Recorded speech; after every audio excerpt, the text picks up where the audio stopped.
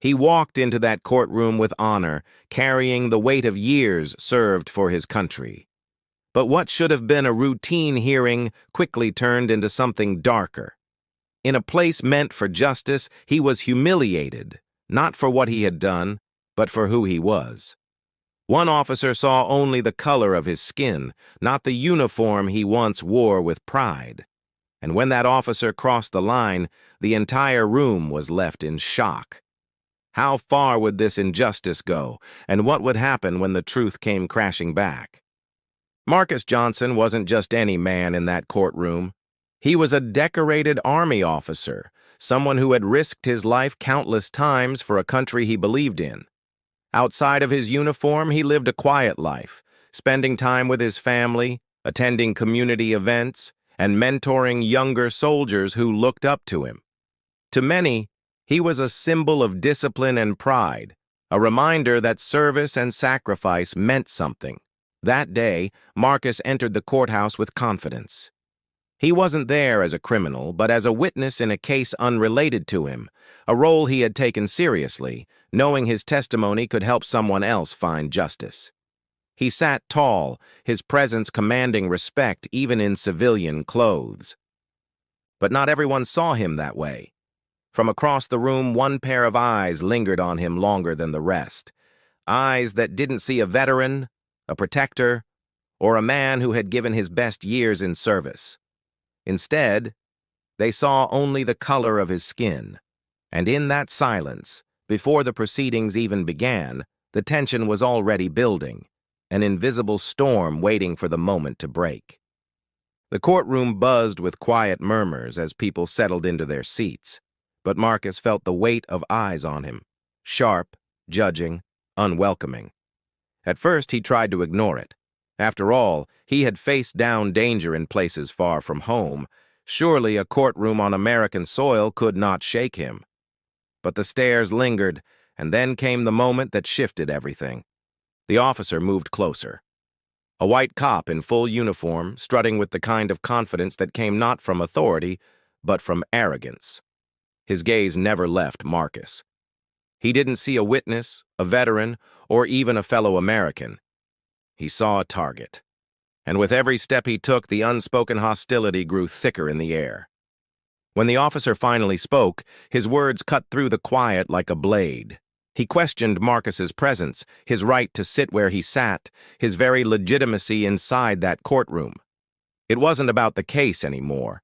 It was about power, control, and the cruel reminder that, to some, skin color overshadowed everything else. People turned their heads, confused, some uncomfortable, others silent, unwilling to interfere. Marcus stayed calm.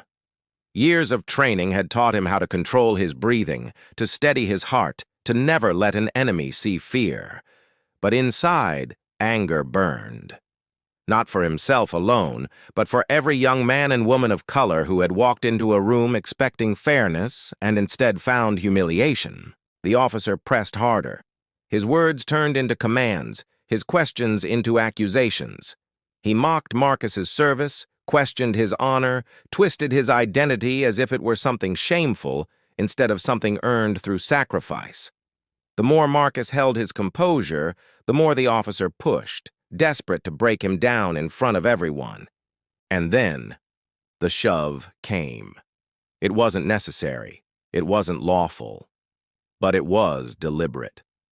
The officer's hand hit Marcus's chest, forcing him back against the wooden railing. Gasps rippled across the room. In that instant, the mask of professionalism was gone. The racism that had been simmering beneath the surface was now undeniable. Marcus could feel every eye on him. Some expected him to lash out. Others prayed he wouldn't. He stood tall, his jaw tight, refusing to give the officer the satisfaction of seeing him falter. But deep inside, he knew this was no longer just about him. This was about dignity, justice, and the fight against a system that too often turned a blind eye. The officer leaned in close, whispering words sharp enough for only Marcus to hear. His smile wasn't one of authority. It was one of hatred. A smile that said, "I can do this, and no one will stop me." But what neither he nor anyone else in that room realized was that Marcus was not a man who could be broken so easily. The line had been crossed, and when Marcus finally responded, it wouldn't just change the officer's day, it would change his life. The shove wasn't enough. The officer wanted more. He wanted Marcus broken, humiliated, stripped of the dignity that his uniform and service had earned. He barked orders, trying to force Marcus to the ground as if he were some criminal on trial. The courtroom erupted, voices clashing, people shouting for order, but the officer's grip only tightened. Marcus stood his ground. He had endured ambushes overseas, stared down enemies who wanted nothing more than to see him fall. Yet here, in his own homeland, the battle felt heavier than any he had fought abroad. This wasn't just about survival. It was about proving his humanity in a room designed for justice, but poisoned by hate. Then came the breaking point. With a violent jerk, the officer shoved Marcus again, harder this time, trying to pin him against the wall. Gasps echoed. Phones lifted into the air as spectators began recording. The judge's gavel pounded, but no sound could drown out the raw display of racism playing out before their eyes. Marcus's chest heaved, his fists clenched. Every instinct told him to fight back, to defend himself the way he had been trained to in combat. But another voice, steady, disciplined, reminded him that one wrong move could erase everything he stood for. In that split second, he carried not only his own life in his hands, but the weight of every black soldier, every black man and woman who had ever been told they didn't belong. And then, it happened. With a surge of strength and resolve, Marcus refused to be forced down. He pushed back, not with violence, but with unshakable defiance. The officer stumbled, stunned, his arrogance cracking in front of the entire courtroom. What was meant to be an act of domination had become a moment of exposure. The room fell silent. Every eye was on Marcus, standing tall, unbroken. For the first time, it wasn't just a clash between two men. It was a mirror held up to a system built on prejudice, and in that silence, one truth became undeniable. The cop had crossed the line, and this time, there would be no hiding from it. The courtroom never felt the same after that moment. The officer's arrogance had been stripped bare, witnessed by every eye in the room, and recorded on every phone held high. The silence that followed wasn't just shock, it was recognition. For once, the truth couldn't be buried under excuses or reports. It was raw, undeniable, and public. Marcus didn't celebrate. He didn't need to. His victory wasn't in overpowering the officer, it was in standing tall, unbroken, in the face of hate. That act of quiet defiance became louder than any shout.